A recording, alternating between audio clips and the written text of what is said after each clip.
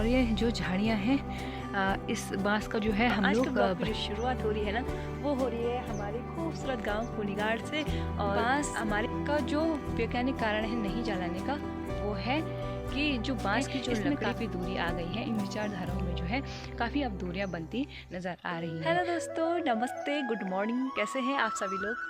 उम्मीद करती हूँ कि आप लोग बिल्कुल स्वस्थ होंगे और मस्त होंगे। तो दोस्तों, स्वागत है आपका मेरे यूट्यूब चैनल रीना निकी पहाड़न में आज फिर से एक नए ब्लॉग के साथ। तो दोस्तों, आज के ब्लॉग की जो शुरुआत हो रही है ना, वो हो रही है हमारे खूबसूरत गांव कुलीगाड़ से और हमारे पुराने घर की तरफ से। तो दोस्तों, आज मैं आई हुई हूँ अपने पुराने घर की तरफ। तो आज नहीं, मैं डेली वैसे आती जाती रहती हूँ। तो फिलहाल जो है अभी जो है सुबह के 10 बज रहे हैं और मैं आई हुई हूँ अपने पुराने घर की तरफ घास लेने के लिए और लकड़ी लेने के लिए। तो दोस्तों, मैंने अपनी घास की भारी और लकड़ी की जो भारी है वो बिल्कुल रेडी कर दी है पीछे।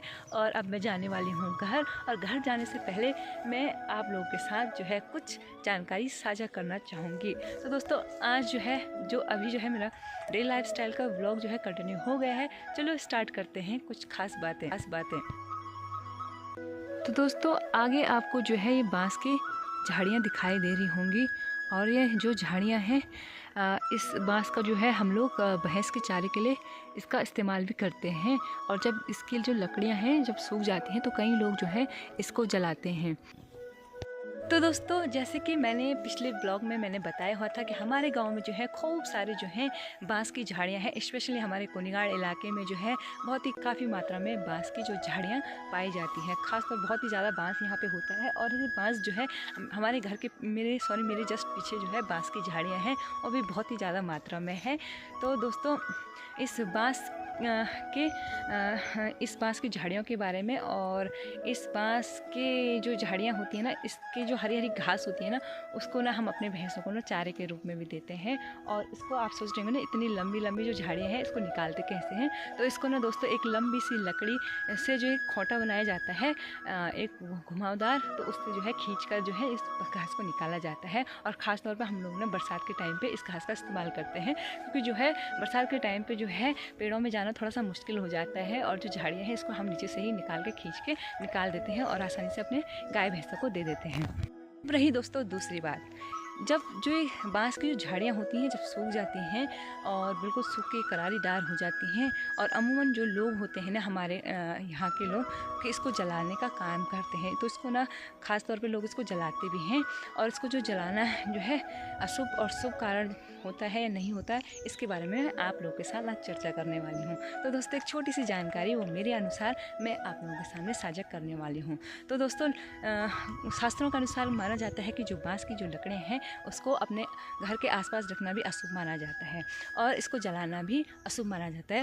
घर के आसपास रखने से अशुभ माना जाता है या नहीं माना जाता है, ये पुरानी अवधारणाएं हैं। इसको मेरे हिसाब से तो मैं तो नहीं मानती हूँ, पर लेकिन इसको जो जलाना होता है इसको अशुभ ही माना जाता है। चाहे इसका साइंटिफिक कारण ले लो, चाहे इसका धार्मिक कारण ले लो, तो इसको ना जलाना बहुत ही अशुभ होता है। दोस्तों, पहली बात तो इसको धार्मिक कारणों के अनुसार से नहीं जलाया जाता है, क्योंकि जो है बांस की जो लकड़ियाँ हैं इसे चिता बनाने के काम में ही आता है। और दूसरी बात यह है ना दोस्तों कि जो बांस की जो लकड़ी होती है ना, उससे जो है कृष्ण ने जो अपनी बांसुरी बनाई थी वो बांस की लकड़ी से बनाई थी। तो इसको भी जो है जलाना हमारे यहाँ पे अशुभ माना जाता है, क्योंकि बांस की जो सुंदर सी जो बांसुरी से है जो मधुर मधुर ध्वनियाँ निकलती हैं हमारे मतलब मान्यताओं के हिसाब से उस टाइम की। तो दूसरी बात दोस्तों, चलते हैं दूसरी तरफ। और वैसे भी इसको नहीं जलाना चाहिए।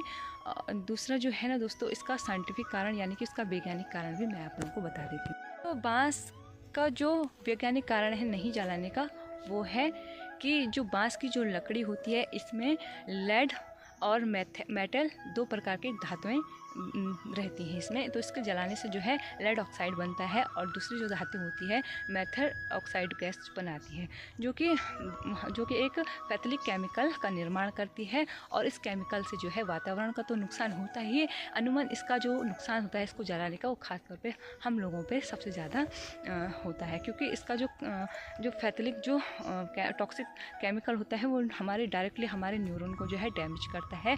और दूसरा जो है ये केमिकल और मेटल और लेड जो केमिकल होता है ये हमारे लीवर को डैमेज भी करता है और वातावरण में जाके ना ये दोस्तों ये इतनी आसानी से घुल जाता है कि वायुमंडल को नुकसान करता है और ओजोन परत को भी ये हास्ट करने वाली गैस मानी जाती है। तो दोस्तों उम्मीद है कि आप लोगों को ना मेरी एक छोटी सी जानकारी आप लोगों को पसंद आई होगी। तो दोस्तों एक दूसरी जो बात है वो है कि हमारे शास्त्रों में माना जाता है कि अगरबत्ती का जो इस्तेमाल है उसे नहीं करना चाहिए क्योंकि बांस से ही बनी होती है और इसमें ना एक केमिकल होता है, फैथलिक केमिकल होता है, इसको उसके साथ मिक्स करके बनाया जाता है जिससे कि जो है इससे भी हमारे वातावरण को जो है नुकसान होता है। इसलिए जो है शास्त्रों में अगरबत्ती को जलाने का कोई भी साक्ष्य नहीं माना गया है और इस मतलब ख़ास तौर पे अमूमन जो है धूप को ही हम लोगों को पूजा पाठ में जो है जलाना चाहिए क्योंकि इससे जो है हमारे वातावरण को अगरबत्ती जलाने से हमारे वातावरण को भी जो है नुकसान होता है। तो दोस्तों कैसी लगी आपको आज की छोटी सी मेरी वीडियो और बांस को जलाना चाहिए या नहीं जलाना चाहिए इस सामाजिक अवधारणाओं को मैं हूँ जो खास तौर पे ज़्यादा मैं मानती नहीं हूँ क्योंकि पौराणिक जो मान्यताएं हैं और आज की जो मान्यताएं हैं इसमें काफ़ी दूरी आ गई है। इन विचारधाराओं में जो है काफ़ी अब दूरियाँ बनती नज़र आ रही हैं। पर लेकिन जो एक वैज्ञानिक जो कारण होता है किसी भी पौराणिक मान्यताओं से लेकर या पुरानी बातों को लेकर अगर कोई वैज्ञानिक इसके पीछे कारण है जो हमको भी नुकसान देती है और हमारे पर्यावरण को भी नुकसान देती है तो ऐसी मान्यताओं को वैसे मान लेना चाहिए क्योंकि इसमें हमारा ही फ़ायदा है। और दूसरा जो लोग कहते हैं कि बांस की लकड़ी को जलाने से वंश का नाश होता है तो और पितृदोष लगता है या इस प्रकार की जो अवधारणाएं हैं इसको अगर कम ही माने और अपनी मनोदशा में से कम ही बिठाएं तो बढ़िया रहेगा क्योंकि इससे जो है हमारे समाज में अनेक प्रकार की अविश्वसनीय धारणाएं को जन्म इस प्रकार की जो बातें हैं अनेक प्रकार की अविश्वसनीय धारणाएं को ये जन्म देता है। और ख़ास तौर पे जो आप लोग जो हैं आप एक इसे साइंटिफिक कारण ही इसका मान लें। तो साइंटिफिक कारण को मानने के हिसाब से जो है अगर आप लोग जो है अपना इस प्रकार की चीज़ों को अगर मानते हैं तो ये बढ़िया रहेगा। तो इसी के साथ दोस्तों फ़िलहाल जो है मेरी जो भारी है वो तैयार हो गई है और अब मैं सीधे चलती हूँ घर की तरफ और आगे ही मिल